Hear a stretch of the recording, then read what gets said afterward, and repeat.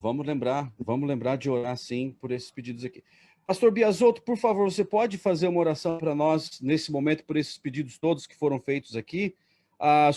Pastor Biasotto, você tem um update aí rápido para passar para a gente? Pastor Mota, o pastor Biasotto cuida do serviço comunitário da conferência, ele é o diretor do serviço comunitário e também do Departamento de Saúde aqui da Conferência de Nova York, e ele tem lidado diretamente aí com a conferência, com a União, com o Estado, com a Prefeitura, no aspecto de ajudar aos necessitados. E são mais de 30 pontos de distribuição de alimentos aqui na cidade de Nova York para aqueles que precisam. Então, pastor Biasotto, você pode dar aí rapidinho uma geral de como é que estão as coisas? Os números realmente estão diminuindo, está baixando, vai começar tudo de novo rapidamente? Como é que é?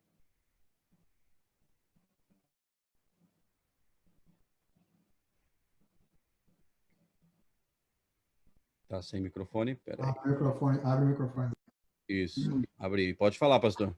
Posso falar, então? Sim. Bom, eu quero agradecer a vocês, né? No caso, o Edson, de me dar essa oportunidade de testemunhar.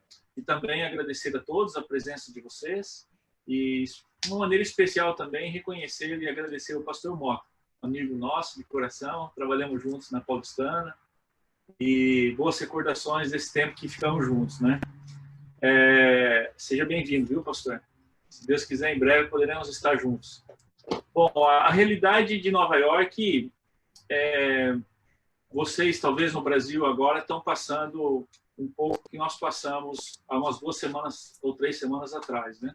Sim. A gente, como eu mencionei um pouquinho antes, nós estamos numa fase de preparação para reabrir a cidade, né? Os negócios, né? Essa semana, né? As igrejas e tudo mais. Então, agora nós estamos numa outra fase, né? Essa fase que está iniciando agora é uma fase que ninguém tem certeza do que vai acontecer. Então, ou seja, é por isso que tem uma necessidade do uso das máscaras, da prevenção, do distanciamento, porque é realmente algo de uma maneira muito intensa e todo mundo tem risco, né? Porque ninguém sabe qual vai ser o resultado do vírus no seu corpo, né? Então, graças a Deus, o trabalho tem sido feito, Deus tem nos dado a oportunidade de trabalhar. Nós temos, como o Edson mencionou, nós temos os centros de distribuições de alimentos, né? Tem sido uma grande bênção na vida das pessoas. Eu recebi um relatório essa semana que nós estamos ajudando 38 mil famílias mensalmente aqui, diretamente da nossa associação, né? Então, nós estamos agora preparando para fazer uma distribuição em massa de medical supplies para os hospitais, que já foi enviado o container para nós. Estamos recebendo também máscaras direto da FEMA, né? Nós estamos no processo de distribuir máscaras especiais para voluntários. São 125 mil máscaras que nós vamos poder distribuir para voluntários das igrejas e dos nossos centros. Então, assim, Deus tem nos dado a oportunidade de sermos testemunhas. E a gente está muito feliz porque mesmo nesta crise tão grande, Deus tem nos dado assim a alegria de poder aliviar o sofrimento das pessoas que estão ao nosso lado, né? Então, eu peço oração para vocês ao mesmo tempo, né, que estou testemunhando. E eu acho que a gente deve orar também pelo Brasil, né, que hoje se tornou o epicentro do mundo, né? Nós estamos baixando aqui em Nova York, mas o Brasil agora está subindo, né? Então eu peço assim, vamos orar pelo Brasil de uma maneira especial. Quero fazer uma oração nesse momento para todos, mas também quero orar por você, viu, pastor? O seu ministério e também para que Deus possa continuar te usando. Vamos só acrescentar. Desculpa, pastor, interromper. Só acrescentar mais um.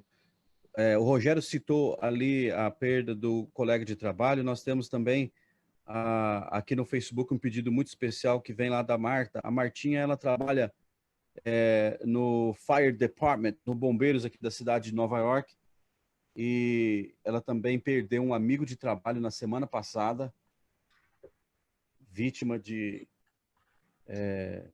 pelo que eu vi, parece que foi sim vítima do Covid-19. Então, vamos lembrar de orar por essas pessoas. Pastor Biasotto, segue em frente, então.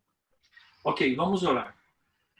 Senhor Deus e Pai, nesse momento nós nos unimos em oração para clamar e rogar as tuas bênçãos, te agradecer também.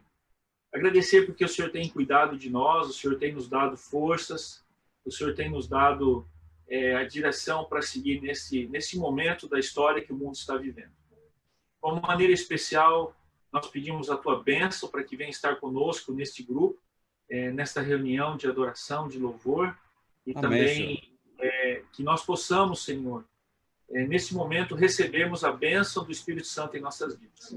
Amém, nós Senhor. pedimos perdão pelos nossos pecados, mas também queremos interceder por pessoas que precisam da tua bênção, pessoas que precisam do teu cuidado, e também, Senhor, que o Senhor possa nos usar como instrumentos teus para aliviar os sofrimentos das pessoas que estão ao nosso lado. Oramos em favor dos enlutados, daqueles que perderam seus familiares. Oramos em favor daqueles que estão nesse momento enfermos. Oramos em favor daqueles que estão ajudando a curar as pessoas também. Amém. E juntos, Senhor, possamos, de uma maneira especial, no momento da história que este mundo vive, poder nos unirmos e nos preparar para a sua volta.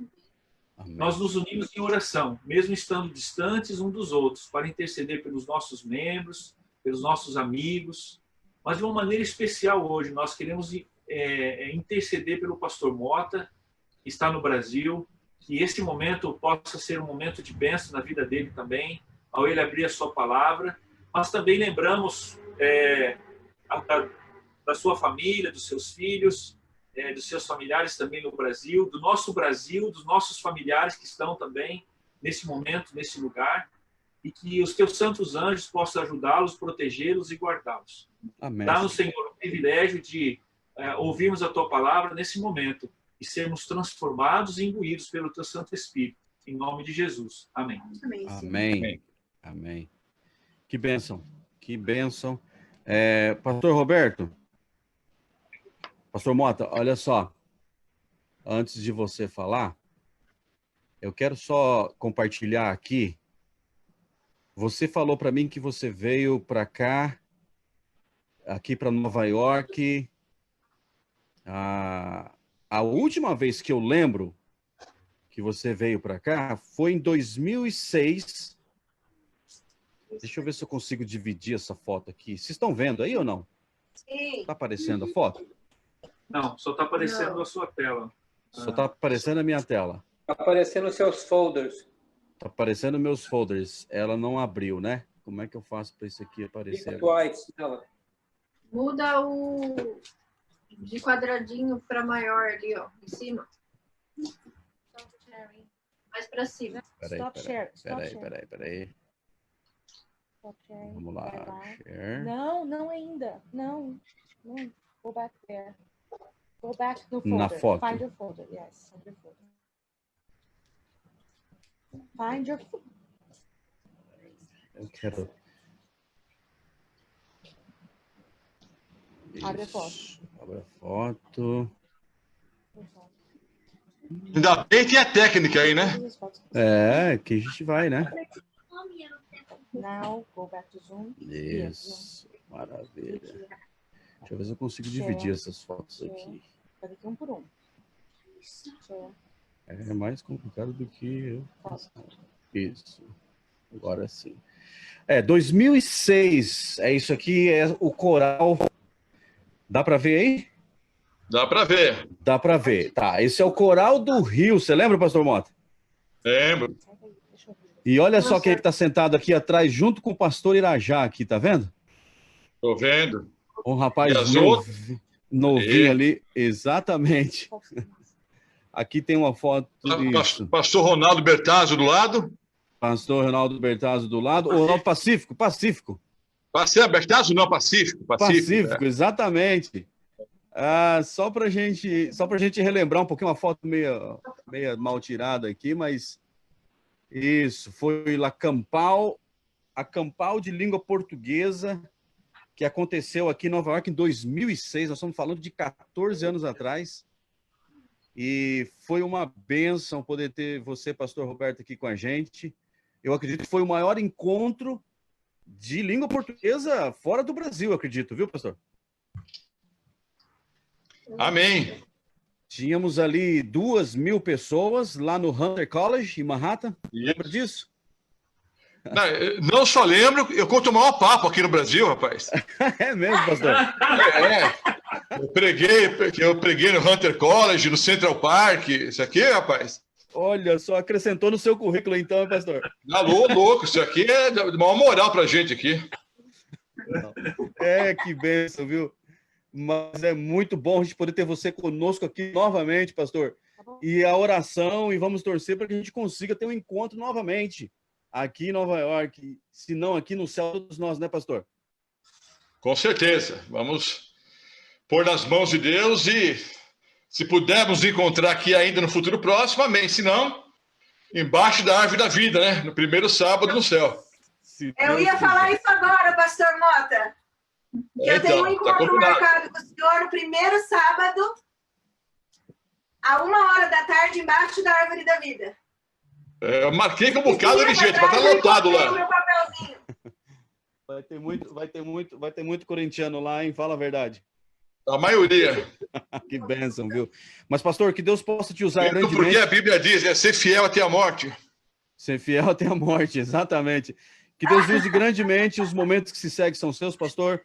Fica à vontade, sinta-se em casa, sinta-se abraçado, mesmo distantes, mas estamos juntos. Que Deus possa abençoá-lo grandemente. Amém. Eu quero agradecer aí o convite que me foi feito pelo Edson. Saudades aí da família Biasotto. Bom tempo que nós trabalhamos juntos, né, na Paulistana. Pastor Crisley também fazia parte do nosso time na Paulistana. Eu estou mesmo de óculos aqui, ou com óculos, eu enxergo quase nada aqui, né? Mas estou vendo o Rogério aí, que é da velha guarda, né?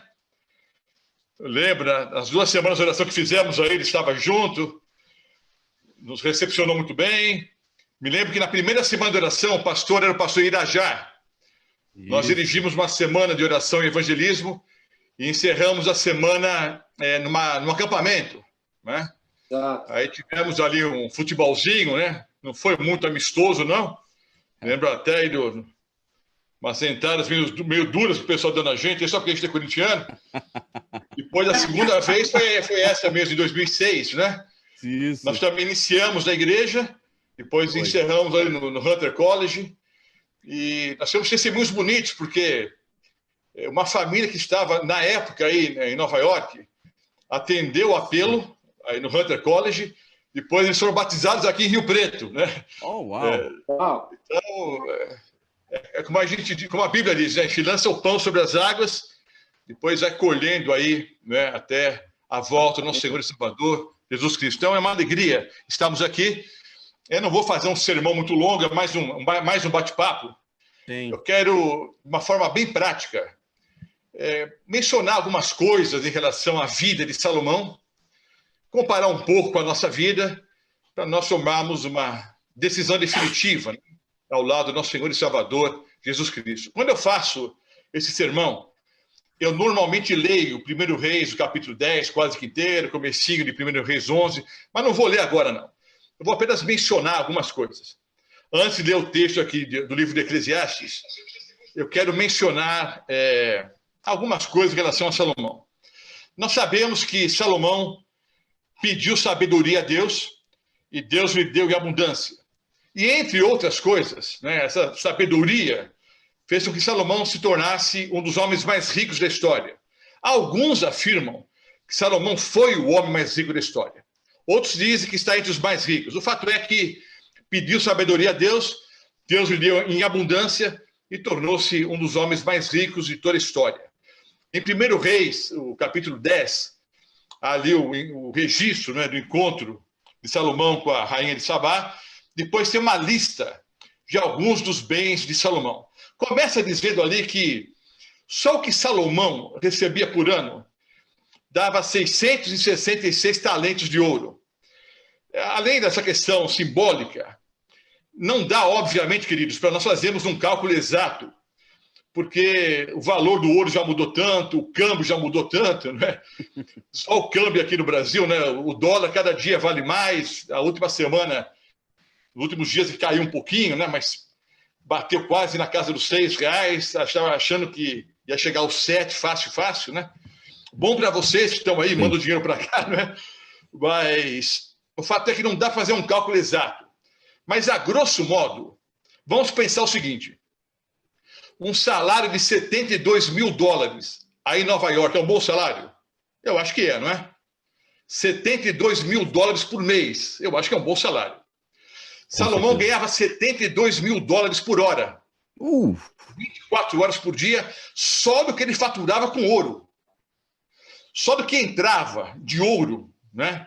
Ele faturava 72 mil dólares ao câmbio de hoje por hora. Ou seja, 1.200 dólares por minuto. Fora do que entrava, né? Dos outros negócios, com as embarcações, com as naus que ele possuía, com o comércio exterior. Então, era com certeza um homem milionário. Aí tem uma lista, né, de algumas coisas que Salomão colocou na sua casa de campo, né, na casa do Bosque, né, Bosque do Líbano. Colocou ali paveses, né? Pavês é um escudo grande que pega, né, desde o pescoço aqui até os joelhos, mais alguns escudos, todos de ouro batido. Mandou fazer um trono. Eu tentei calcular, certa feita, o valor do trono, mas era impossível. Fez um trono aí com 6 degraus, e cada degrau havia, né, 2 leões, um em cada lado, o espaldar, né, tudo de mármore. Ele não gostou, mármore de marfim, fez tudo de marfim puro. E não gostou, era um camarada enjoado. Aí ele olhou para o trono, não gostou e mandou cobrir o trono inteirinho de ouro. Diz a Bíblia que nunca se fez uma obra semelhante em qualquer reino daquela época. E a lista continua ali, né? Diz que ele tinha 1.400 carros. Se você pensar que eram carruagens, eu fiz o cálculo mais ou menos aqui, cada carruagem valeria hoje 40 ou 50 mil dólares, fora os cavalos que eram necessários para puxar as carruagens, né? A gente pode pensar o seguinte, bom, 50 mil dólares hoje, dá para comprar um bom automóvel, obviamente, né? Mas há automóveis muito mais caros do que 50 mil dólares. Mas diz a Bíblia que ele tinha 1.400. Então, você multiplica 1.400 por 50 mil dólares, você vai ter o cálculo de quanto ele possuía, não é? Só de carros na época. Mais do que isso, ele, né, todos os anos recebia presentes, e diz ali, 1 Reis, capítulo 10, que nos tempos de Salomão, Salomão não dava muito valor para a prata. Não é que nos dias de Salomão a prata não tinha valor. A prata é um metal nobre. Tinha valor na época como tem nos dias de hoje. Só que para Salomão a prata não tinha valor nenhum. Por quê? O próprio livro, né, 1 Reis 10, né, ali no finalzinho diz que Salomão não dava valor para a prata porque ele fez que em Jerusalém houvesse mais prata do que pedras. Note, Jerusalém é uma região desértica. O que mais tem lá são pedras e areia. Nos dias de Salomão, havia mais prata em Israel do que pedras. Essa era a riqueza de Salomão. Poderíamos dizer, dentro do ponto de vista humano, que ele deveria ser um homem feliz. Tudo que o dinheiro podia comprar, ele comprava. Só mencionei isso, né, 1 Reis 10, para termos uma ideia, né, além da sabedoria, dos bens materiais que Salomão possuía. Agora eu vou entrar no sermão propriamente dito. Abra sua Bíblia. Em Eclesiastes ou pregador, é a mesma coisa, né? A palavra Eclesiastes significa pregador. O autor, todos nós sabemos, foi Salomão, inspirado por Deus, obviamente. Eu vou começar a ler o capítulo 1, vou ler vários versículos. Começar a ler o capítulo 1, os versículos 1 em diante. Palavra do pregador, filho de Davi, rei de Jerusalém. Portanto, é Salomão, está claro que é Salomão. Vaidade de vaidades, diz o pregador. Vaidade de vaidades, tudo é vaidade. Que proveito tem um homem de todo o seu trabalho, com que se afadiga debaixo do sol? Vaidade de vaidades, tudo é vaidade, diz o pregador. A palavra vaidade aqui, no original em hebraico, é hevel. João Ferreira de Almeida, quando traduziu a Bíblia, dos originais, grego, hebraico e aramaico para o português, ele traduziu aqui como vaidade. E não está errada a tradução, não. A tradução está correta, porque a palavra hevel realmente pode significar vaidade. Mas assim como em português e também em outros idiomas, né? Às vezes uma palavra tem vários significados. A palavra hevel tem outros significados, além de vaidade. O significado principal de hevel é vazio.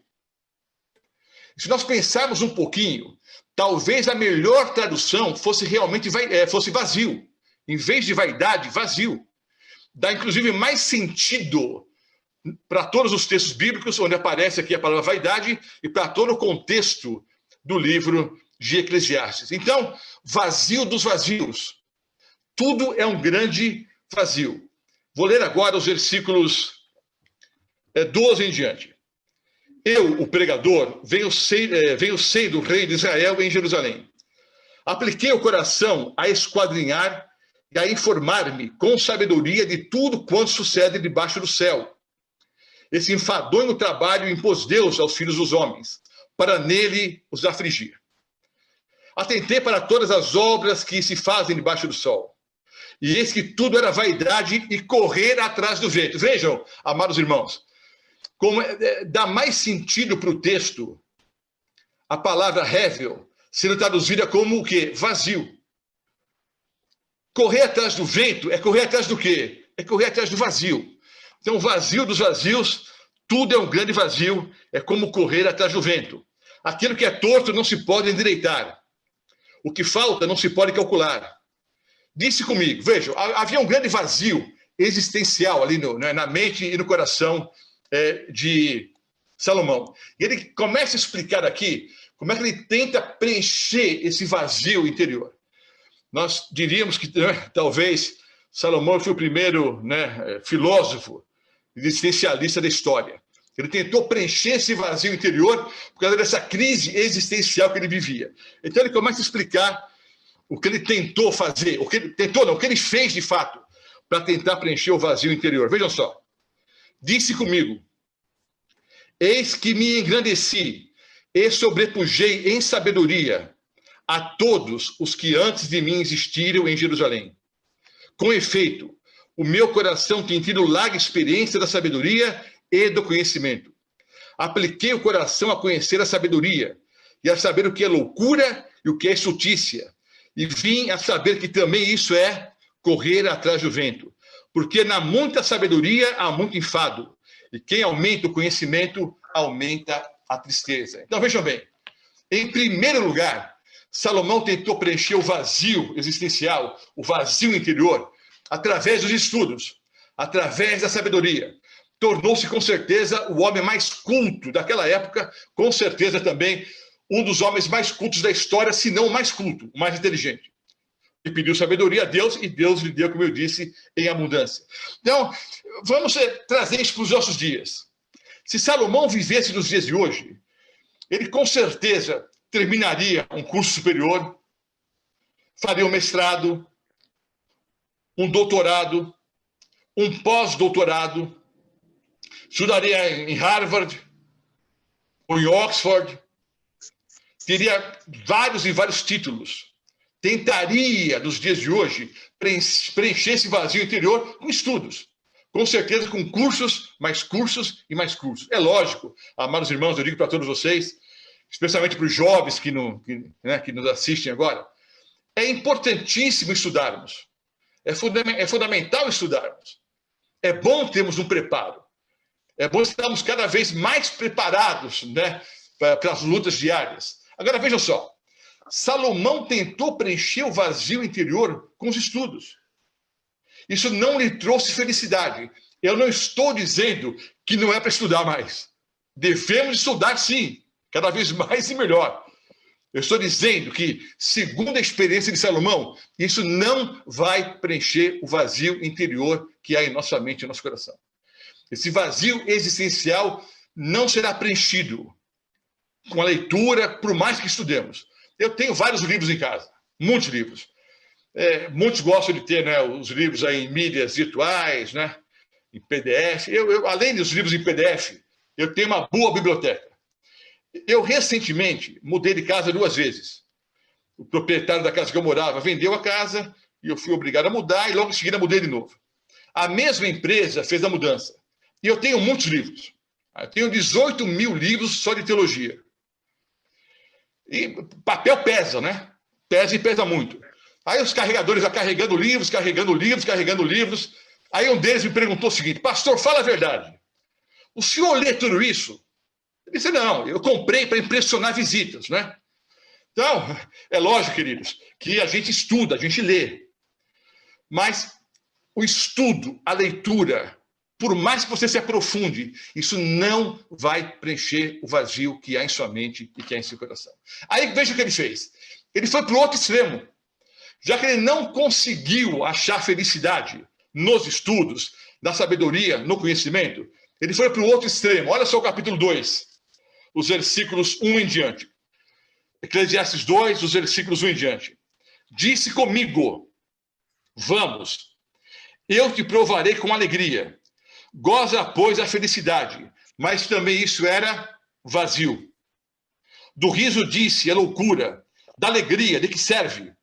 Resolvi no meu coração dar-me ao vinho, reger-me contudo pela sabedoria, e entregar-me à loucura, até ver o que melhor seria que fizessem os filhos dos homens debaixo do céu durante os poucos dias da sua vida. Então vejam, não me contando a felicidade no conhecimento, na sabedoria, ele foi para o outro extremo. Ele foi para o extremo da loucura. Ele diz aqui que ele começou a se dar ao vinho. Algumas pessoas, ao lerem superficialmente a Bíblia, ou não entenderem muito bem o contexto, ou não entenderem o idioma original aqui, e não é obrigação de nenhum leigo conhecer o idioma original, mas quando você lê aqui no original em hebraico, queridos, Salomão, ele não foi beber socialmente, não. Não tomava um copo de vinho antes da janta. Não tomava uma cervejinha de vez em quando com os amigos, não. Ele foi encher a cara. Ele diz: eu me entreguei à loucura. Mas, pastor, ele diz: regido pela sabedoria. O que ele está fazendo aqui é um jogo de palavras. E por incrível que possa parecer, queridos, ele está sendo sarcástico aqui, está sendo irônico. Porque ele sabia melhor do que nós que é impossível entregar-se ao vinho e, ao mesmo tempo, manter a sabedoria, manter a consciência. Então, o que ele faz aqui é um jogo de palavras. De fato, ele foi encher a cara. Ele entregou-se à loucura. Se ele vivesse nos dias de hoje, em Nova York, aqui em Rio Preto ou em São Paulo, o que ele faria nos dias de hoje? Iria para a cocaína, para a heroína, para o LSD, para o êxtase. Ele literalmente mergulhou no mundo das drogas. E a droga que ele tinha em mãos na época era o álcool. Então ele foi procurar felicidade no mundo das drogas. E obviamente não encontrou. Eu não sei se eu falo para alguém agora que passa por essa experiência. Várias pessoas nos assistindo agora aí, né, num pequeno grupo, aí em Nova York, outros da igreja de Nova York assistindo. E essas transmissões, assim, essas lives alcançam o mundo todo. Nós temos aí dezenas, centenas de amigos aqui da região de Rio Preto assistindo a mesma live nesse momento. Eu não sei se eu falo para alguém agora que está envolvido com alguma droga, algum vício, alguma luta. Entenda que Deus pode sim te libertar. Deus é poderoso. Você não vai encontrar felicidade na cocaína, na heroína, no cigarro, no álcool. Aliás, é interessante, nós estamos preocupadíssimos, né, com a Covid-19. E devemos estar preocupados, sim. Veja que Nova York sofreu, que São Paulo está sofrendo hoje. Nós temos que estar preocupados, precisamos nos preparar, precisamos nos cuidar, precisamos orar. Mas vejam, queridos, até o presente momento, eu vi esse dado, né, hoje de manhã. Nesse ano, 1.200.000 pessoas já morreram por doenças associadas ao tabagismo. E 800.000 pessoas morreram por doenças associadas ao alcoolismo. São 2 milhões de pessoas que morreram esse ano vítimas do tabagismo e alcoolismo. 5 vezes mais do que já matou a Covid-19 até o presente momento. Então, no mundo das drogas, nós não vamos encontrar felicidade. Salomão tentou e não conseguiu. Agora vejam, ele continua a listinha dele.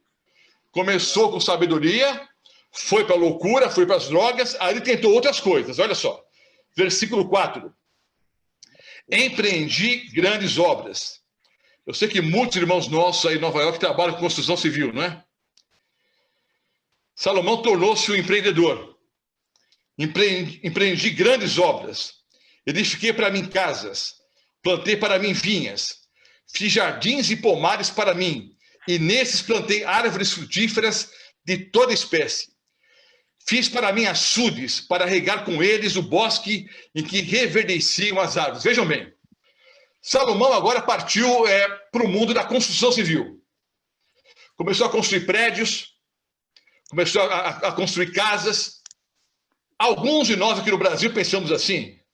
Com certeza, muitos aí em Nova York, região também. Ah, se eu tivesse minha casa própria.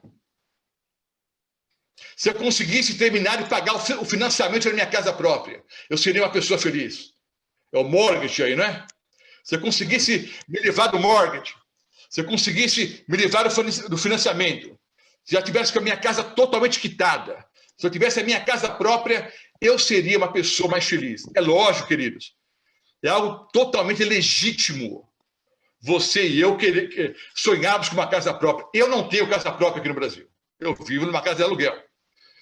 Pretendo um dia ter uma casa própria. Salomão pensou nas construções, no mundo da construção civil, encontrar felicidade. Ele construiu casas, palácios, prédios, achando que nessas construções, nessas propriedades, iria encontrar felicidade, não encontrou. Aí ele partiu para o mundo da jardinagem. Ele fez um jardinzinho na casa dele. Nesse pequeno jardim na casa dele, ele plantou árvores frutíferas de todas as espécies que existem na face da terra. Eu recentemente não, uns 2 anos atrás, estive na Tailândia, um programa de evangelismo. Passei pela Tailândia e por outros países ali, até chegar na Austrália, onde de fato seria a série de conferências. Então, eu fiquei alguns dias na Tailândia e conversando com algumas pessoas ali, eu soube que na Tailândia há pelo menos 600 tipos, né, de mangas diferentes. O fruto, manga. Há 600 espécies diferentes. Aqui no Brasil, há 200 espécies de laranjas diferentes. Diz a Bíblia que Salomão plantou no jardinzinho da casa dele árvores frutíferas de todas as espécies que existem na face da terra. Para regar o jardim, ele construiu açudes. Não tinha um tanque. Ele construiu vários açudes para regar as plantas do seu jardim. Não sei qual é o pensamento de muitas pessoas na região em Nova York. Na região que eu moro aqui, há muitas pessoas que moram em sítios. Outros moram, obviamente, a maioria mora na cidade. É uma grande cidade aqui, São José do Rio Preto. Mas há pessoas que pensam assim, quando eu me aposentar, eu quero comprar um ranchinho na beira do rio, quero comprar uma chacrinha, quero comprar um sítio. Sabe o que eu dizer? Eu sei que alguns que me ouvem vão ficar chateados com isso. Eu acho que há 2 alegrias quando você compra um rancho, você compra um sítio, você compra uma chacrinha. Há 2 alegrias. A primeira é comprar. A maior alegria é quando você consegue vender. Não é? Porque, pelo que eu tenho visto aí, a maioria não encontra felicidade. Mesmo porque aqui no Brasil há um êxodo rural muito grande já há muitas décadas. O pessoal que morava, né, em sítio, em fazenda, continua com o trabalho rural, mantém a fazenda, mantém o sítio, mas a grande maioria mora hoje na cidade, porque a violência rural é cada vez maior, né? A violência no interior tem aumentado muito. Então, é uma questão de segurança, as pessoas têm a fazenda, têm o sítio, têm a chacrinha, mas continuam morando, né, ou passaram a morar em grandes cidades. Mas eu conheço várias pessoas que pensam assim, o dia que eu tiver um canteirinho em casa para plantar algumas flores. A minha esposa é assim. Ela queria, né, morar numa casa que tivesse um grande terreno, e nós moramos hoje numa casa que tem um bom terreno. Hoje ela percebe o trabalho miserável que dá cuidar do jardim, não é? Então, alguns sonham. Eu queria ter um jardim em casa, plantar algumas orquídeas, alguma coisa. Salomão plantou árvores frutíferas de todas as espécies. E isso não trouxe felicidade. Ele continuou com a lista. Tá? Olha só. Versículo 7. Comprei servos e servas. Tive servos nascidos em casa. O que quer dizer isso? Ele tinha empregados, os empregados se casavam, tinham filhos, os filhos cresciam e trabalhavam para Salomão. Talvez você que me assiste agora em Nova York está pensando o seguinte: olha, se eu tivesse mais umas 4 ou 5 pessoas na minha equipe, ia ganhar mais dinheiro. Se eu pudesse empregar mais pessoas na minha companhia, se eu tivesse mais pessoas para ajudar no trabalho de casa. Algumas pessoas aqui no Brasil pensam: se eu tivesse uma empregada doméstica, se eu tivesse pessoas que me ajudassem nas lides diárias. Salomão disse: tive servos e servas. Eu tive tantos empregados, disse Salomão, que eu tive empregados que nasceram na minha casa, cresceram e trabalharam para mim. Isso não lhe trouxe felicidade. Também possui bois e ovelhas, mais do que possuíram todos os que antes de mim viveram em Jerusalém. Vejam bem, queridos. Salomão não era papudo, não. Estava contando vantagem aqui. Está fazendo uma lista de coisas que ele possuiu e que não lhe trouxeram felicidade. Ele diz: olha, eu tive bois e ovelhas, mais do que todas as pessoas que viveram antes de mim em Jerusalém. Essa região que nós moramos aqui, queridos, é uma região muito rica no Brasil.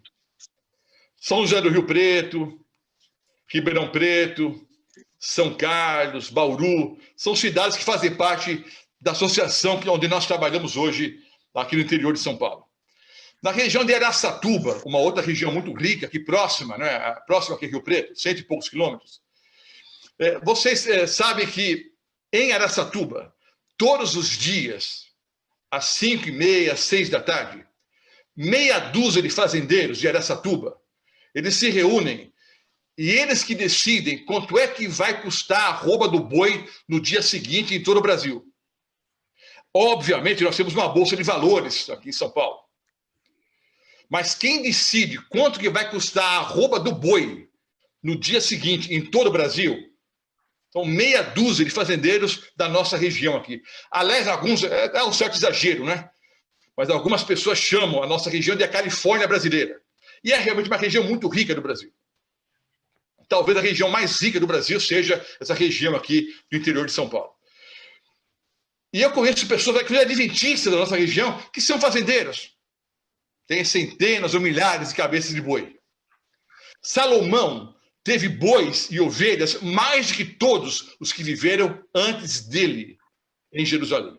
E eu vejo pessoas aqui da minha região pensando: o dia que eu comprar um sítiozinho, colocar 8, 10, 12 cabeças de gado ali, eu vou ser feliz. Fato, queridos, Salomão possuía milhares e milhares e milhares, né? Só uma vez, só em uma ocasião, ele serviu mais de mil animais em holocausto ao Senhor. Então, era um homem milionário. Isso não lhe trouxe alegria. Eu até descobri uma coisa interessante aqui no interior. Alguns fazendeiros da região de Araçatuba, Andradina, eles não têm casa própria. Sabe por quê? Há um negócio chamado aqui no interior fator boi. Então, o empresário, né, do mundo rural, né, o fazendeiro, aí, o que ele faz?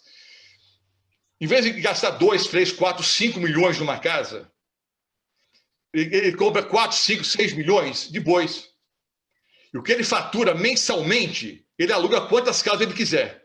Aliás, o novo rico aqui no Brasil, especialmente os jovens, não compram carro, não compram casa. Eles investem o dinheiro e alugam carro, alugam casas. Quem sabe investir o dinheiro parece ser o melhor caminho, pelo menos aqui na nossa região. O fato é que Salomão era um homem que tinha milhares e milhares e milhares de cabeças de gado. Isso não lhe trouxe felicidade. E ele continua com a lista. Olha só.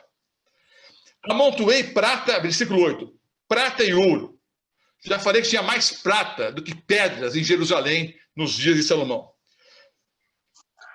Então, prata e ouro. Tentou, com o dinheiro, preencher o vazio interior. Obviamente, não conseguiu. Tesouros de reis e províncias. Provi-me de cantores e cantoras. Vejam bem, Salomão, se vivesse nos dias de hoje, não é baixar filme pirata na internet, não. Não é comprar home theater. Tá? Uma televisão de 80 e poucas polegadas, não é? 8K ou 16K, será? Nem sei se existe 16K já, né? 8K ou 16K. Né? Aquele home theater, tudo sem fio, não. Se Salomão vivesse nos dias de hoje, vejam, queridos, provime dos cantores e cantoras. Salomão dava festas e ele convidava os melhores cantores para cantar só para ele. Se vivesse nos dias de hoje, não ia comprar CD, não ia baixar, né, música da internet, não. Sabe como é que eram as festas para Salomão? Aniversário de Salomão, por exemplo. Ele perguntava, como é que vai ser a festa? Chamava os conselheiros. Ó, tem uma tal de Beyoncé aí. Então chama. Canta bem? Não canta? Então pode chamar, tá na moda. Não, mas custa tanto, não interessa quanto custa. Estava vendo hoje, não é? Algumas duplas sertanejas cobram de 500 a 600 mil reais por show. Festa junina com Salomão, ele ia contratar todo mundo. Ele bancava tudo. Então, ele contratou os melhores cantores do mundo só para cantar para ele. Vocês conseguem entender quem era Salomão? Então, ele mandava pesquisar quem eram os melhores cantores e bancava, ele pagava para todos eles cantarem só para ele. E a lista continua. E não estava feliz não, hein? E a lista continua. E das delícias, final do versículo 8, das delícias dos filhos dos homens, mulheres e mulheres. Se nós vemos depois, né, 1 Reis 11, versículo 1, você sabe, Salomão teve entre esposas e concubinas 1000 mulheres. 1000. Não é fácil ter uma, né? Uma já é complicado. Ele tinha 1000. Se ele vivesse nos dias de hoje, até interessante. Eu estava pregando outro dia numa igreja aqui, na região, e fazendo sermão na íntegra, né? E na hora do sermão eu fiz um comentário, depois eu me arrependi do comentário, né? Mas já que eu me arrependi, eu vou repetir agora. É um pequeno grupo mesmo, né? Também família aqui. Eu disse o seguinte, olha, Salomão tinha 1000 mulheres, 1000. Se ele fosse um atleta sexual, tivesse relações sexuais com 2 mulheres por dia, todos os dias, né? 2 por dia, todos os dias. Cada mulher teria uma relação sexual a cada 500 dias. Tá certo a conta ou não? Se ele tivesse uma relações sexuais com uma mulher por dia, ele tinha 1000 mulheres, então cada mulher teria, né, uma relação sexual a cada 3 anos. Porque a mulher não podia trair o rei. Se traísse, era a morte certa, não é? Então, eram 1000 mulheres, todas fiéis ao rei. 1000 mulheres. Então, essas mulheres tinham uma relação sexual a cada 3 anos. A hora que eu disse isso, uma senhora na igreja disse, pastor, tá mais ou menos igual a minha vida. Aqui, lá em casa, é uma vez a cada 3 anos. E o esposo do lado ainda, né? Ficou um pouco constrangido, mas é uma triste realidade. O fato é o seguinte, queridos. Se Salomão vivesse nos dias de hoje, ele provavelmente iria mergulhar no mundo do sexo livre, da pornografia. Uma triste estatística, né, para os brasileiros. Uma estatística vergonhosa para o Brasil, entre várias outras, né? O brasileiro é o povo que mais acessa pornografia na internet em todo o mundo. Não há nenhum povo mais viciado em pornografia na face da terra do que o brasileiro. Inclusive aqui no Brasil, na época das videolocadoras, no tempo das fitas VHS, depois dos DVDs, isso obviamente não existe mais, algumas pequenas cidadezinhas aqui no interior, não é? Ainda nós temos algumas locadoras. Mas no tempo do VHS ou dos DVDs, uma locadora no Brasil, ela não sobrevivia sem alugar filme pornográfico. Tanto é que a Blockbuster teve vida curta aqui no Brasil. Não por causa da internet, não. A Blockbuster surgiu aqui no Brasil, poucos meses depois ela faliu, porque a Blockbuster não alugava filme pornográfico. Uma estatística antiga dizia o seguinte, de cada 10 aparelhos de DVDs vendidos no Brasil, de cada 10 aparelhos de DVDs vendidos no Brasil, 9 eram inaugurados com filme pornográfico. 90% dos aparelhos VHS e DVDs vendidos no Brasil eram inaugurados com filmes pornográficos. O brasileiro é o povo mais viciado em pornografia. Salomão mergulharia com certeza no mundo da promiscuidade, da pornografia, do sexo livre. Vejam, a Bíblia não afirma isso. Mas Ellen White, no livro Profetas e Reis, ao comentar sobre a vida de Salomão, ela diz o seguinte: o caráter de Salomão, outrora nobre e varonil, tornou-se debilitado e efeminado. Ellen White não diz que Salomão praticou, né, homossexualismo. Não diz que ele pratica homossexual. Mas Ellen White afirma, né, de maneira bem clara, que o caráter de Salomão, que era nobre e varonil, tornou-se debilitado e efeminado. Então, no mundo do sexo que ele mergulhou, né, de corpo e alma, isso não lhe trouxe felicidade. A promiscuidade sexual não lhe trouxe felicidade. Então, queridos, é uma lista enorme. Veja como esse homem desesperadamente tentou preencher o vazio que havia em seu coração. Versículos 9 em diante. Engrandeci-me e sobrepujei a todos os que viveram antes de mim em Jerusalém. Perseverou também comigo a minha sabedoria. Olha o versículo 10. Eu sei que vocês têm muitos sonhos aí, como nós temos aqui no Brasil também. A maioria dos meus amigos que saíram do Brasil para a Flórida ou para Nova York, especialmente, né? Dois principais destinos dos meus amigos foram, né, Flórida e Nova York. Foram por uma questão de segurança, por toda essa violência que nós enfrentamos no Brasil, mas foram especialmente para procurar um estilo de vida melhor. Para si próprio e para os seus familiares. E isso não é pecado, não. Não é pecado, não. Mas notem, muitas vezes nós procuramos preencher esse vazio interior da maneira errada. Qualquer coisa que eu conquistar nesse planeta não vai preencher o vazio interior. Vejam o versículo 10. Não é um papudo aqui contando mentira, não. É um homem escrevendo, dirigido pelo Espírito Santo. Olha o que ele diz. Tudo, quanto desejar os meus olhos, não lhes neguei. Nem privei o coração de alegria alguma. Queridos, tudo o que Salomão quis, ele teve. Tudo que o dinheiro podia comprar, ele comprou. Tudo que os seus olhos desejaram, ele teve. Pois eu me alegrava com as minhas fadigas, e isso era a recompensa de todas elas. Considerei todas as obras que fizeram as minhas mãos, como também o trabalho que eu com fadigas havia feito. E eis que tudo era vazio, e correr atrás do vento, e nenhum proveito havia debaixo do sol.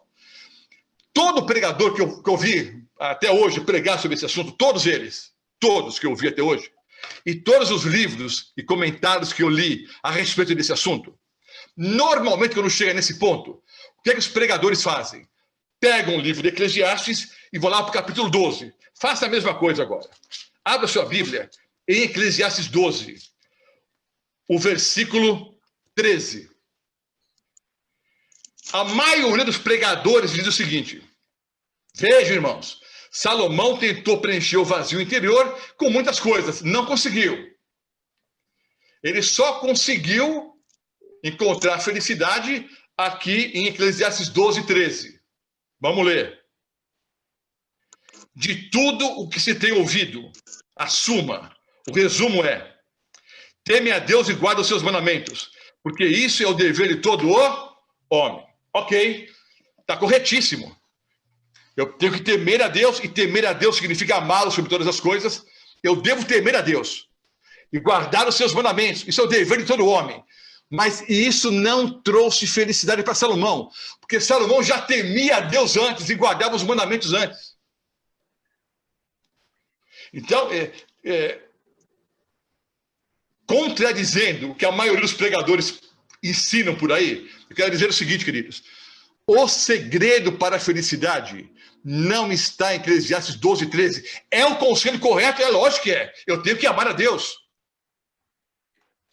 Devo guardar os seus mandamentos? É lógico que sim. Mas não fique assustado, não, e não fique chateado com o que eu vou dizer. Religião não traz felicidade para ninguém. Não traz felicidade, não preenche o vazio interior e não salva. Eu sei que todos nós estamos com saudades da igreja, não é? Eu também estou com saudades.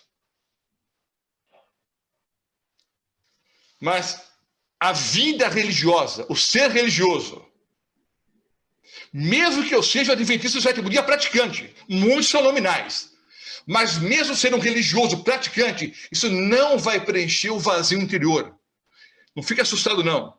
Salomão já tinha explicado o segredo no capítulo 3. Vamos lá.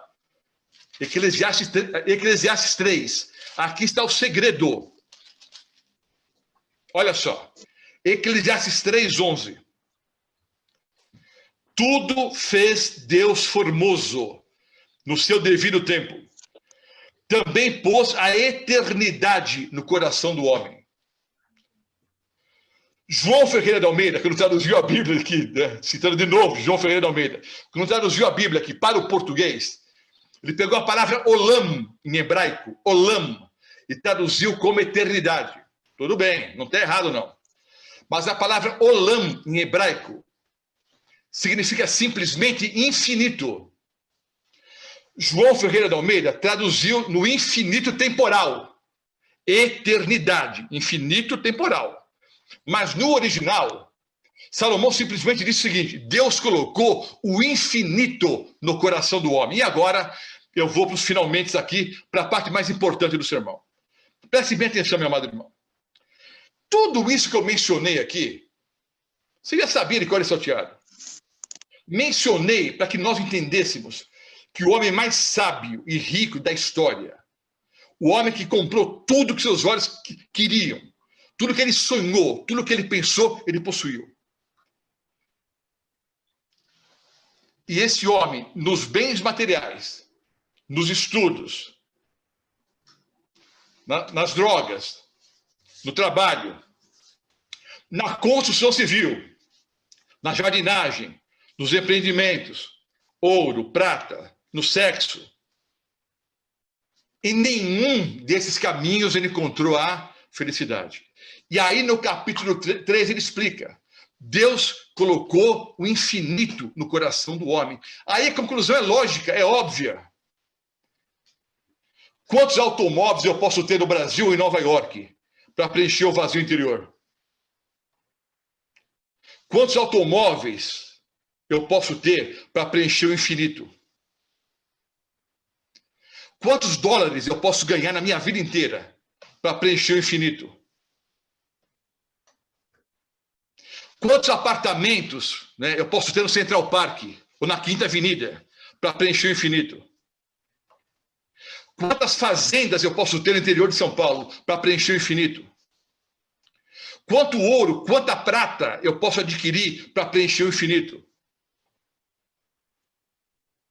Quanta cocaína eu posso cheirar ou injetar para preencher o infinito?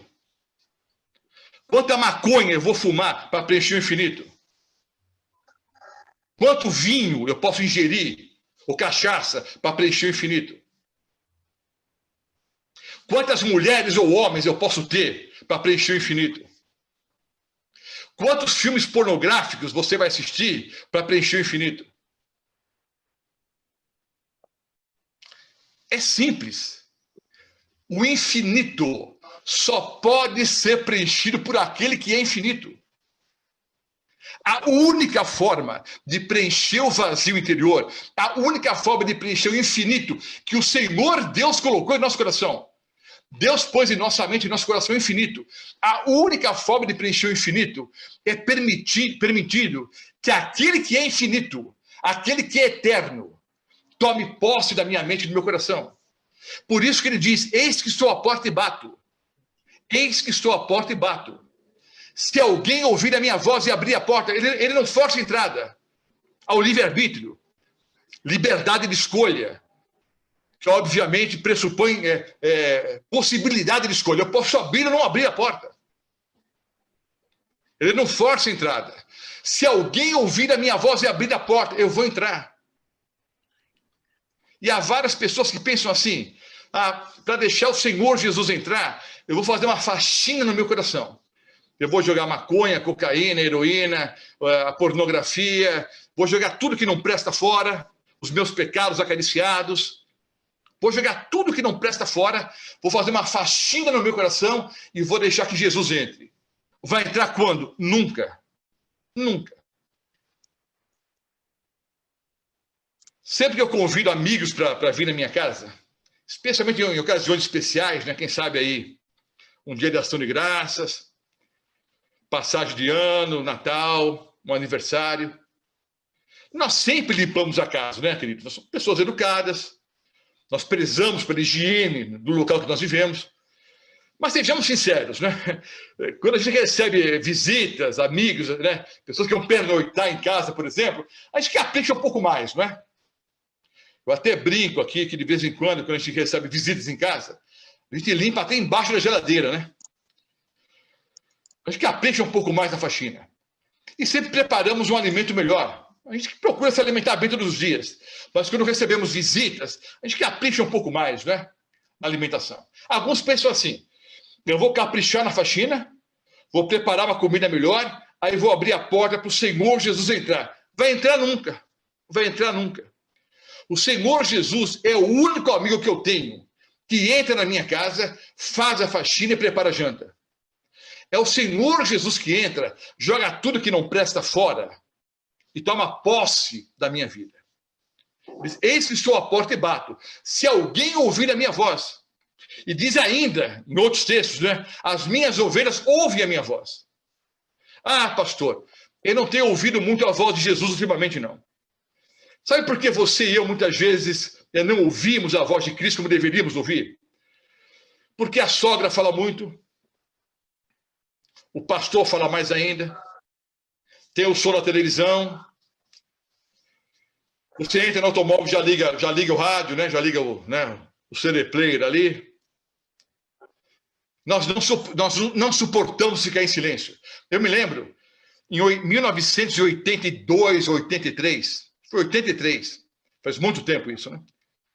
Eu estava numa aula de teologia. Na época era seminário adventista ainda, antes de se tornar faculdade, né? E eu me lembro que um velho e saudoso professor, pastor Modesto Marques, muito duro, um homem muito duro, mas uma pessoa realmente temente a Deus, daqueles homens que, como a bússola, né? Eles são fiéis, né, ao norte, homens de princípio, né? Esse homem, pastor Modesto Marques, era um homem assim. E eu me lembro que numa aula de arqueologia, ele simplesmente, do nada, ele parou a aula e quebrando, né, até o seu perfil de trabalho, ele não era um homem que se distraía com alguma coisa, mas ele parou a aula, do nada. Estava escrevendo no quadro negro, parou a aula, olhou para os alunos, eu era um deles, e ele disse, sabe por que as pessoas não suportam o silêncio? Talvez você que está me assistindo agora pode pensar, bom, estava uma bagunça terrível na classe, o pessoal conversando, e ele parou para pedir silêncio. Não. Ninguém fazia barulho na sala de aula, muito menos na aula do professor Modesto Marques. Sabe, querido, eu estou ficando velho, né? Estão vendo pela barba, pelo cabelo branco, eu estou ficando velho e chato. Mas, sabe, no meu tempo da faculdade de teologia, no seminário, nós tínhamos um respeito pelo professor, assim, um negócio, não é? Tinha até medo de falar com o professor às vezes, era um temor santo, não é? Infelizmente, esse respeito se perdeu ao longo do tempo, né? Bom, o fato é o seguinte, o pastor Modesto Marques parou a aula, olhou para os alunos e disse, isso marcou minha vida, olha, eu não lembro quase nada mais da arqueologia, tudo que ele ensinou na aula eu não lembro mais, mas essa frase eu nunca esqueci. O pastor Modesto Marques disse, os seres humanos não suportam o silêncio, porque em silêncio nós podemos ouvir a voz de Deus. E a maioria de nós não queremos ouvir a voz de Deus. Porque muitas vezes, ao ouvirmos a voz de Deus, ele nos mostra nossos pecados, nossos defeitos, os nossos problemas. Então é por isso, queridos, que nós chegamos em casa, já ligamos a televisão, já ligamos a aparelhagem de som, já colocamos o fone de ouvido. Nós não suportamos o silêncio. Faça um teste. Fique em silêncio em casa. Aqueles que podem, que estão nessa quarentena aí, se puderem ficar um pouquinho sozinhos, em silêncio, fiquem. Várias pessoas me dizem, não é, Pastor Mota, eu oro a Deus, mas Deus não responde. Não, ele responde sempre. É você que não para ouvir a resposta. Pare para ouvir a voz de Deus. Mas, pastor, ouvir a voz de Deus é loucura. Não, por que é loucura? É interessante. Quando nós conversamos com Deus, nós chamamos isso de oração. Então, eu falo com Deus e isso eu chamo de oração. Ok. Agora, se Deus fala comigo, eu chamo de loucura. Por quê? Eu ouvi a voz de Deus. Você é louco. Louco por quê? Então, falar com Deus não é loucura. Ouvir a Deus é loucura. A verdadeira oração, inclusive, é um diálogo com Deus. Eu falo e também ouço. Fique em silêncio. Depois me diga se você ouvirá ou não a voz de Deus. Então, vamos lá. Ele diz, eis que sou a porta e bato. Se alguém ouvir e abrir a porta, eu vou entrar. Ele entra e joga tudo que não presta fora. Aí ocorre um fenômeno que eu não sei explicar. Eu não sei explicar como é que isso funciona. Eu sei que é assim. Mas não me pergunte, porque racionalmente eu não sei explicar. Olha o que acontece.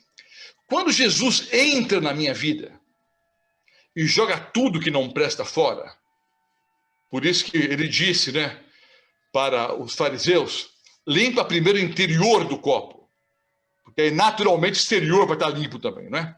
Então veja, ele entra, joga tudo que não presta fora e toma posse da minha vida. Ele não quer entrar como turista, quer entrar para tomar posse. Ele entra, toma posse daquilo que por direito lhe pertence como Criador e Redentor.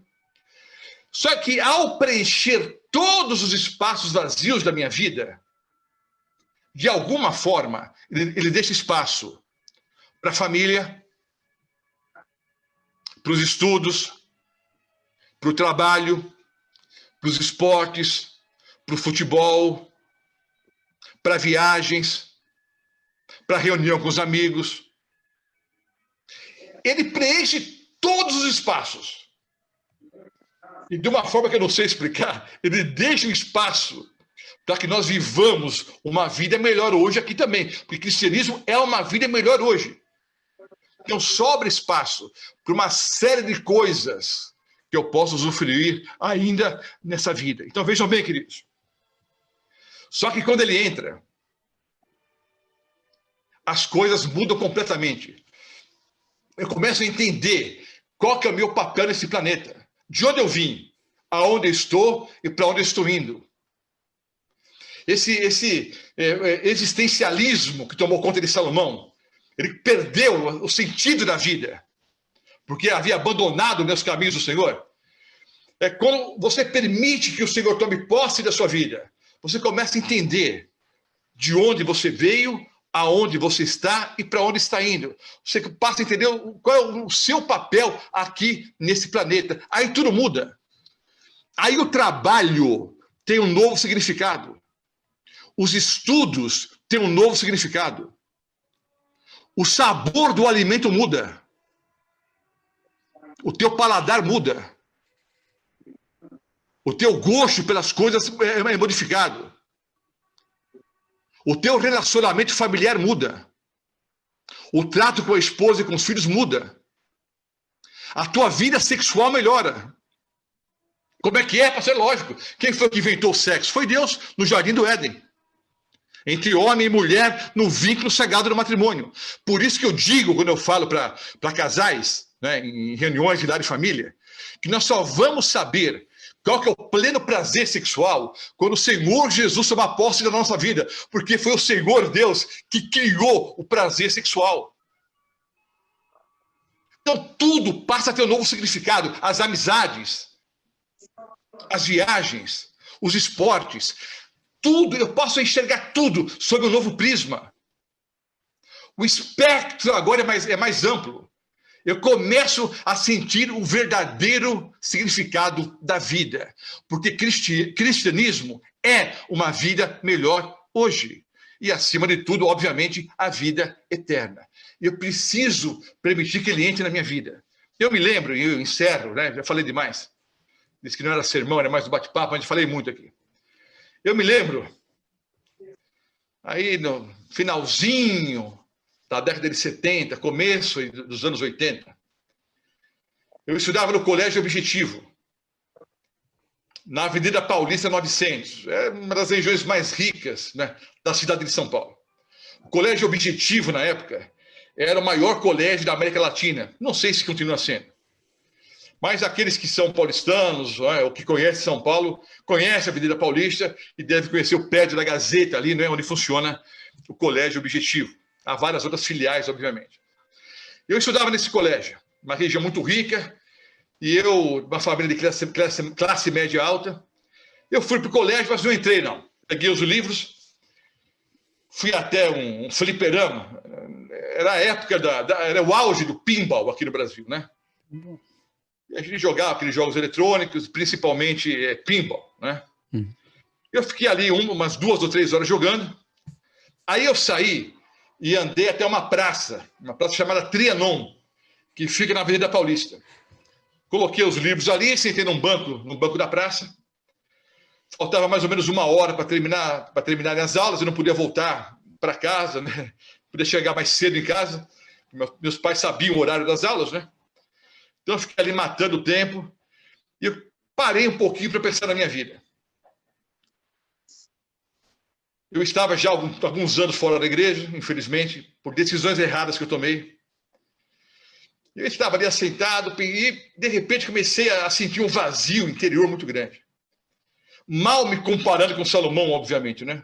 Porque Salomão, tudo que ele quis comprar, ele comprou. Mas eu era de uma família de classe média alta. Meu pai me dava dinheiro. Eu tinha boas roupas, tinha dinheiro para aquilo que eu quisesse, para viajar, para as festas, para boate, para as namoradas. Eu tinha dinheiro à vontade. Não como Salomão, obviamente, mas eu tinha o suficiente para viver de acordo com a minha vontade. E eu sentado ali, eu me lembro que eu sentia esse vazio interior e fiquei pensando, mas espera um pouco. Eu tenho amigos, eu tenho namoradas, infelizmente não tinha uma, só tinha várias. Vivia, né, numa vida promíscua. Entrei no mundo das drogas, maconha, cocaína. Conhecia, na época, todos os estados de futebol do Brasil. Hoje não conheço mais, porque depois da Copa do Mundo, né, vários estados foram criados. Mas no final da década de 70, comecinho de 80, eu conhecia todos os estados de futebol do Brasil. Porque aonde o Corinthians jogou, eu fui. Por 5 anos e meio, eu não perdi um jogo do Corinthians em qualquer estado do Brasil. Então, eu tentei preencher esse vazio interior com dinheiro, com sexo, com namoradas, com amizade, com viagens, com álcool, com cocaína, com maconha.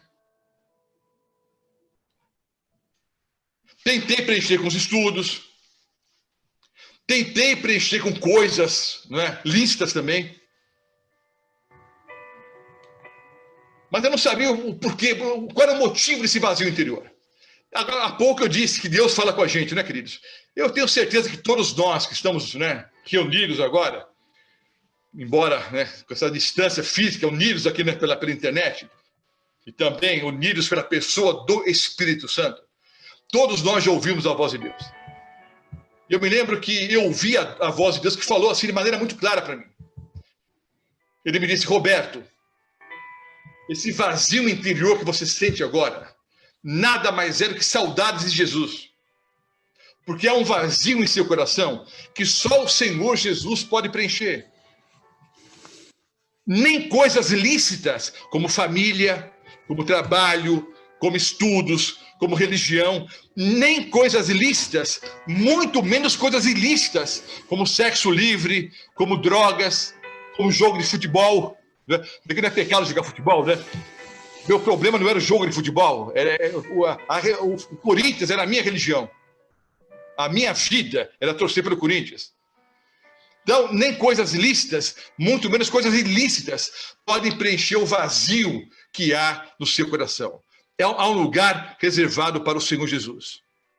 Eu, infelizmente, ainda levei alguns meses para tomar uma decisão definitiva. Eu tive que realmente ir para o fundo do poço, não é? Eu não vou contar meu testemunho agora, né? Mas quando eu estava no fundo do poço, pensando inclusive em suicídio. E é triste, queridos. Até hoje, ao meio-dia, nós tínhamos 80 mil suicídios no planeta, a mais do que mortos pela Covid-19. É só você entrar no site, por exemplo, né? Esse Worldometers, né? Que eles têm em tempo real ali. Uhum. Eu passei por um momento de terrível depressão, pensando inclusive em suicídio. Mas o Senhor Jesus foi no fundo do poço onde eu estava. Me deu uma segunda chance. Eu abracei a Jesus como Salvador e Senhor, permiti que Ele entrasse mais uma vez em minha vida, jogasse tudo que não prestava fora e tomasse posse da minha vida. Eu continuo fraco, eu sou pecador miserável. Mas hoje eu descobri de uma forma definitiva que o único caminho para a felicidade é seguir a Jesus aonde quer que Ele vá. Então notem, queridos, é um discurso simples. Nem uma teologia profunda, não. Sabe, são coisas bem práticas da vida. Tomara que você que está em Nova York, ou você que está assistindo agora aqui no Brasil mesmo, tomara que você consiga tudo que você sonha aqui nesse mundo. Me dirijo especialmente para meus amigos e irmãos de Nova York, vocês que me convidaram, né, para falar. Os outros são de penetra aqui no Brasil. Eu quero que você tenha a melhor casa que você possa ter aí nos Estados Unidos. Não uma, não. Você tenha várias casas. Eu quero que seus filhos tenham do bom e do melhor. Vamos orar por isso. Você tem os melhores automóveis que uma pessoa pode comprar nos Estados Unidos. Que você estude nas melhores faculdades. Que você consiga tudo do bom e do melhor para os seus filhos. Eu oro por isso. Que você consiga essas coisas. Mas eu faço um apelo ao seu coração nesse momento. Não permita que essas coisas ocupem o lugar do nosso Senhor e Salvador Jesus Cristo. Nós, adventistas do sétimo dia, pregamos muito sobre a lei de Deus. E devemos continuar pregando até a volta do Senhor Jesus. Um dos mandamentos é: não farás para ti imagem de escultura, não é? Não podemos ter ídolos na nossa vida. E parece que é um mandamento fácil de guardar, não é? Mas, queridos, um ídolo é qualquer coisa que tome o lugar de Deus em nossa vida. Não terás outros deuses diante de mim. Outro mandamento. Qualquer coisa que esteja ocupando nesse momento o lugar que só pertence a Deus, chama idolatria. Então, cuidado, meu amado irmão, você em Nova York, meus amigos aqui de Rio Preto, região, meus amigos de São Paulo que nos assistem agora, não vamos, na loucura desse mundo, ou por causa da loucura desse mundo, jogar a vida eterna fora. Vamos trabalhar e orar para termos uma vida melhor hoje. Digo pela terceira vez no mesmo discurso: cristianismo é uma vida melhor hoje, mas acima de tudo, a vida eterna. Permita que Deus entre na tua vida nesse momento, mais uma vez, na tua mente, no teu coração. Tome posse do que por direito lhe pertence, para nós vivermos, então, de acordo com a sua vontade. Eu não sei se eu devo orar agora, se já passo a palavra para os meus amigos. Sim, pode orar, pastor. Vamos orar, então. Você que me assiste agora, incline sua fronte, feche os olhos. Vamos orar, reconsagrando a nossa vida ao nosso Senhor e Salvador, Jesus Cristo. Amado Pai Celestial, estamos orando nesse momento. Uma oração intercessora. Orando por nós mesmos, mas orando também para as pessoas que nós amamos. Tu sabes, Senhor, o momento que o mundo enfrenta. Tu sabes especialmente a luta que temos enfrentado em Nova York e em São Paulo. Tu sabes que, inclusive, alguns irmãos nossos têm sofrido por causa dessa terrível doença. Há famílias enlutadas, Senhor. Tu que és o médico dos médicos, estendas tua mão protetora e curadora sobre cada pessoa que nós amamos, para que receba a restauração física para a tua honra e para a tua glória. Amém. Tu sabes também, Senhor, que há uma crise em todo o planeta. Há pessoas em Nova York, há pessoas aqui em São Paulo, passando por dificuldades em relação ao trabalho. Tu que és o dono de toda a riqueza, por favor, Senhor, abra as portas para que as pessoas consigam um bom emprego, uma boa colocação, um bom negócio, para que possam saldar os seus compromissos e possam também sustentar os entes queridos de maneira digna. Tu sabes também, Senhor, que há pessoas que nós amamos, que são enfermos fisicamente e espiritualmente. Há pessoas que nós amamos que, por essas coisas da vida, se afastaram dos caminhos do Senhor. Que o teu Santo Espírito encontre cada pessoa que nós amamos nesse momento. Que elas possam ouvir a tua voz, Senhor.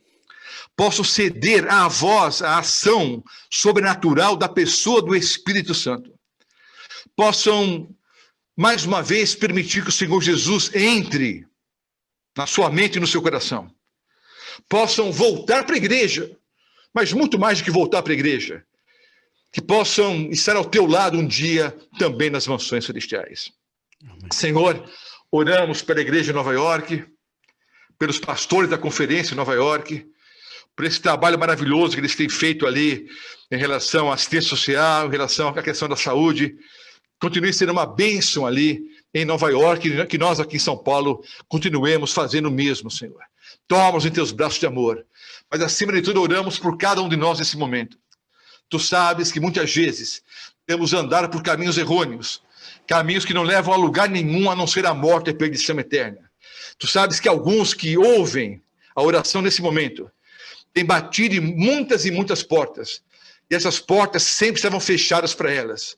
Mas nesse momento, Senhor, nós temos certeza absoluta que a porta da graça permanece aberta para cada um de nós. Nós queremos, pela fé, transpor o portal da graça nesse momento, até um dia fazê-lo fisicamente nas mansões celestiais. Nós queremos, Senhor, colocar nesse momento os nossos pés no caminho que leva rumo à Canaã celestial.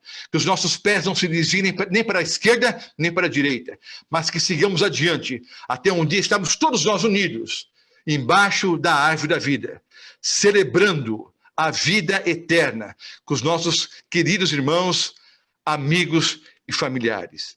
Nós não sabemos o que vai ocorrer no futuro próximo. Não sabemos o que será o pós-pandemia. Mas nós oramos, Senhor. Esse mundo aqui não é o nosso lugar, não. O nosso lugar é o teu lado na Nova Jerusalém. Por isso dizemos, Maranata, ora vem, Senhor Jesus. Olhando para as coisas que ocorrem no planeta hoje, nos lembramos das palavras do Senhor Jesus. Quando essas coisas começarem a ocorrer, é hora de erguermos a nossa cabeça, erguermos os nossos olhos, olharmos para cima, porque a nossa redenção está muito próxima. O Senhor Jesus está voltando a esse planeta. Toma no Senhor em teus braços de amor, não nos soltes nunca. Sem ti nós nada somos, sem ti nós não podemos viver. Oramos em nome do Senhor Jesus. Amém, Senhor. Amém. Amém. Amém, pastor. Irmãos, muito obrigado. Desculpem. 9h34, falei demais. Imagina. Virou vigília o negócio aqui, né? Imagina, Deus pastor abençoe Roberto, todos. que bênção. Obrigado pela oportunidade. Imagina, pastor Mota, que bênção poder te ouvir mais uma vez, depois de tanto tempo, estar aqui conosco mais uma vez, virtualmente falando. Receba o nosso abraço virtual, pastor, que Deus possa realmente conduzir o seu ministério, a sua vida, Amém. sua família, todos os seus desejos do coração possam ser realizados e essa experiência possa realmente servir para alertar a todos nós que corremos no mundo, corremos muito e mudamos de país para poder buscar, de repente, essa felicidade e muitas vezes nós podemos nos enganar e não encontramos nas coisas daqui dessa terra, mas que nós possamos realmente encontrar isso tudo lá no céu. Pastor Amém. Mota, eu vou passar um vídeo agora, você pode ficar conosco, que fala muito bem, representa muito bem nós que estamos aqui em Nova York. Foi feito o pedido de passar esse vídeo, já passei na semana passada, que está muito relacionado com a mensagem. com a mensagem que você passou para a gente. Alguém falou alguma coisa? Alguém gostaria de comentar alguma coisa antes de passar o vídeo? Eu gostaria de agradecer o pastor Mota, Edson. Sim, pastor. Mais uma vez, nosso amigo, irmão, pastor, colega, e que Deus continue te abençoando e te usando muito, viu? Você é um pastor do coração. Obrigado, pastor. A recíproca é verdadeira. Um grande abraço para toda a família aí. Amém. Se cuidem. Um abraço, pastor. Estamos nos cuidando. Se cuidem aí também. Amém. Amém. Vamos lá para o vídeo, então.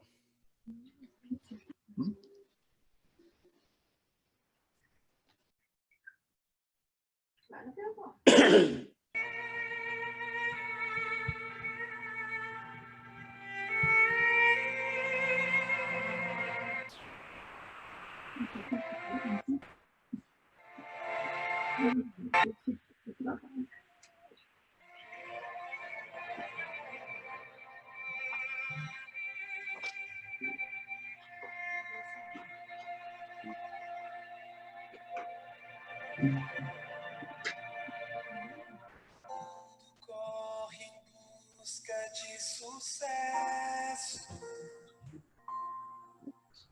e a vida em tanta guerra se desfaz.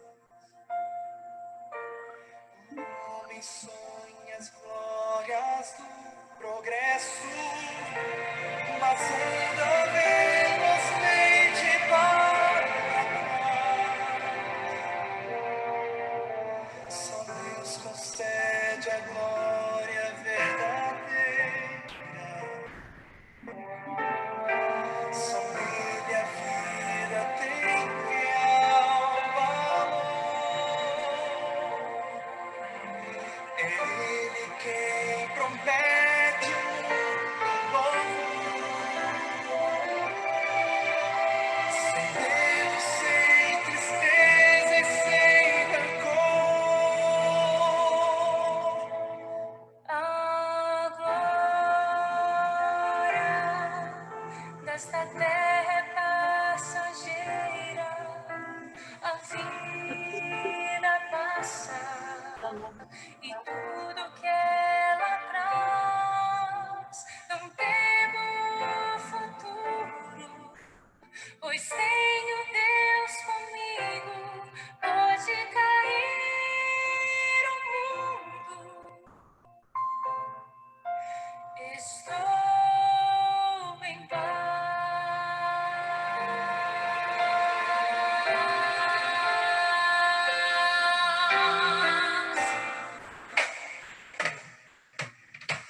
Entrega teu caminho ao Senhor, confia nele demais, Ele fará esse sucesso verdadeiro.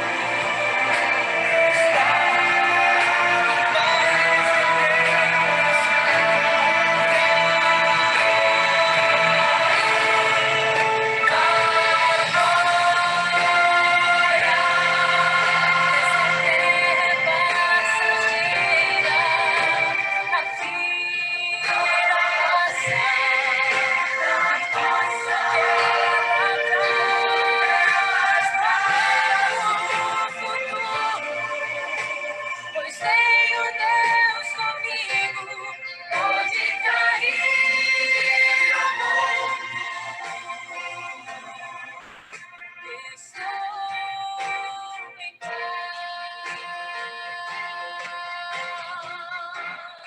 Na batalha contra o mal, está o grande vencedor.